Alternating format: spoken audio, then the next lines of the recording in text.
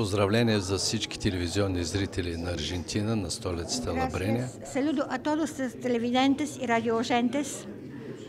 ¿Puede contar un poco cómo vio nuestro país, si pudo recorrer algo de nuestra ciudad? Аржентина е една страна, която е малко позната за българите, но е много близка.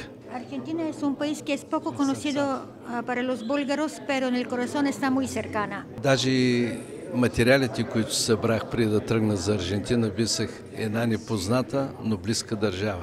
Hasta el material que pude recopilar antes de viajar a la Argentina decía que Argentina es un país desconocido, pero muy cercano. Това е една държава с европейска култура, с европейска архитектура. Es un país con cultura europea, con arquitectura europea.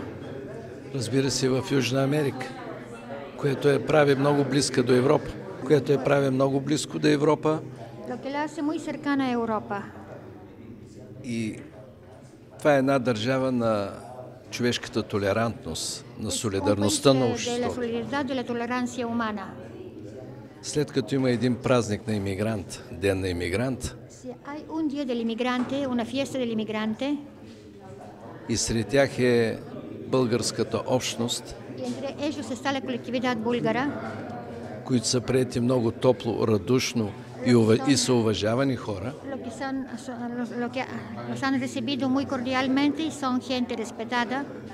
Това означава, че една държава, която уважава глобализма, една държава на демокрацията. Otra cosa que quiero es, a través de la televisión, invitar a todos que participen en el Festival de Películas de Aficionados. Очаквам да получим и някои филми от Аржентина, Espero recibir alguna película de la Argentina, за да изчезне и последното бяло петно върху географската карта на участниците. para que desaparezca todavía que nos queda en blanco el mapa de los participantes.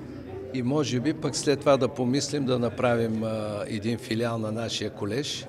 Y después podemos pensar de hacer una extensión de nuestro colegio, porque es colegio, pero es terciario.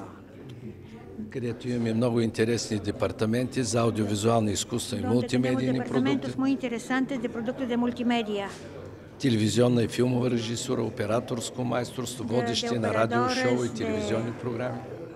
De locutores, de regias de teatro y televisión.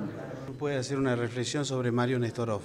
За Марио Несторов искам да кажа следното, че Mario Nestorov quiere decir Пловдив, освен град на художниците, е град на поетите. Plovdiv, además de ciudad de los pintores, es la ciudad de los poetas.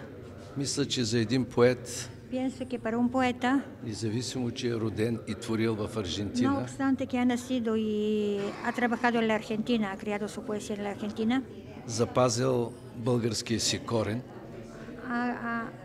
ha guardado su raíz búlgara.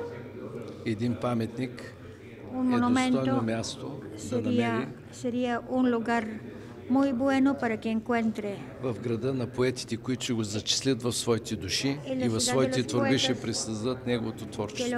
lo van a tener en sus almas y en sus trabajos van a recrear lo que él pensaba. И нека той стане моста между творците на Аржентина Y que él sea el puente entre los artistas de Argentina y de Bulgaria.